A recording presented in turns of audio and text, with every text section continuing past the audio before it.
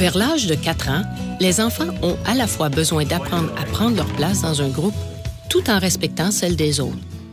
Ceci les aidera à l'école et dans des situations de jeu. Ces comportements sociaux sont d'abord appris à travers la vie familiale. Les parents peuvent aider leurs enfants en démontrant les bons comportements eux-mêmes. Ils peuvent offrir des suggestions à leurs enfants pour jouer avec d'autres enfants. Je pense qu'une des réalités au niveau des jeunes enfants, c'est tout le temps de se créer un réseau social, c'est-à-dire d'avoir des amis. Le rôle de l'adulte est très important dans cette situation-là. L'adulte doit jouer le rôle de médiateur. Alors, la meilleure façon pour un enfant de créer un lien d'amitié, c'est de trouver des intérêts similaires. Alors, lorsqu'on est en garderie, par exemple, c'est de trouver deux enfants qui jouent au même jeu et l'adulte de créer des opportunités pour ces enfants-là, de développer une amitié entre eux.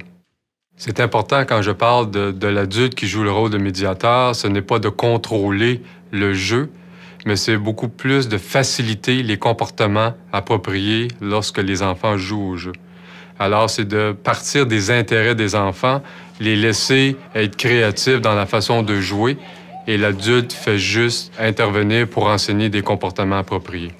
Alors, si on prend une situation dans laquelle les deux enfants veulent le même jouet, l'adulte, dans son rôle de médiateur, peut enseigner ton tour, mon tour, de poser des questions, de démontrer différentes façons de jouer avec le même objet et de renforcer et d'encourager l'interaction entre les deux enfants. Et à ce moment-là, ce n'est pas une compétition, c'est plutôt une collaboration.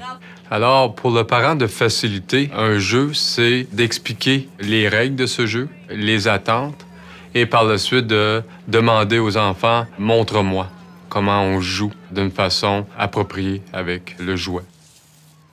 Lorsqu'on se retrouve avec un enfant qui est passif, l'important, c'est pour l'adulte de jouer un rôle de facilitateur au début. Alors, c'est d'introduire l'enfant à différentes expériences et différents environnements, justement pour le rassurer. Une chose qui est importante aussi, du même coup, c'est lorsque l'enfant est dans l'environnement pour une période de temps et on le voit qu'il est confortable, c'est important pour le parent de se retirer graduellement pour permettre à cet enfant-là d'échanger avec les autres enfants et non de se référer à son parent tout le temps. Lorsqu'on veut intégrer un enfant plus passif dans une activité de groupe, il faut tout le temps s'assurer de donner les consignes et les comportements qu'on veut voir de tous les enfants parce que, par exemple, l'enfant passif, pour se faire accepter des pairs, va imiter des comportements qui soient appropriés ou non.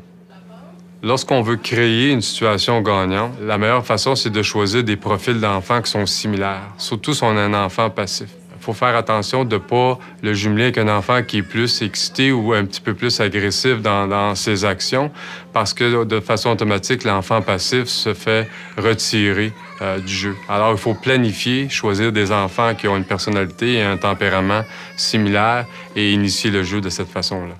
L'enfant agressif, c'est souvent l'enfant qui est surexcité lors d'un jeu. Alors, à chaque fois que le parent voit des comportements agressifs chez son enfant, devrait toujours prendre un temps d'arrêt et d'expliquer les consignes et de retourner l'enfant le plus rapidement dans le jeu et de l'encourager lorsqu'ils utilisent les comportements appropriés. Bravo, ma chérie, allez! Pour l'enfant passif, le parent doit s'assurer que l'intégration au jeu et au groupe se fasse d'une façon très planifiée, c'est-à-dire de donner l'objet à l'enfant pour qu'il puisse participer et se retirer à ce moment-là.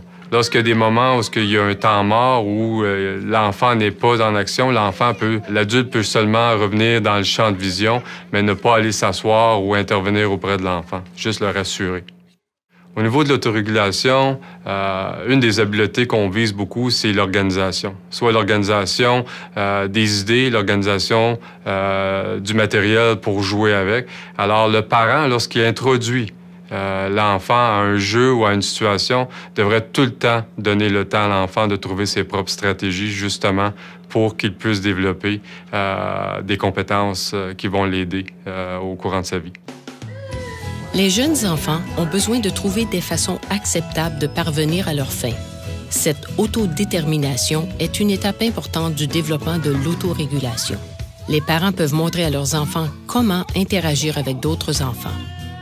Le tempérament de l'enfant doit être pris en considération. Si l'enfant est trop agressif, il aura peut-être de la difficulté à se faire des amis. S'il est trop passif, il ne pourra peut-être pas accomplir ce qu'il veut faire. Les parents peuvent encourager les enfants en les félicitant lorsqu'ils sont capables de résoudre de petits conflits par eux-mêmes. Les parents pourront ensuite réduire leur présence et laisser les enfants continuer à jouer ensemble.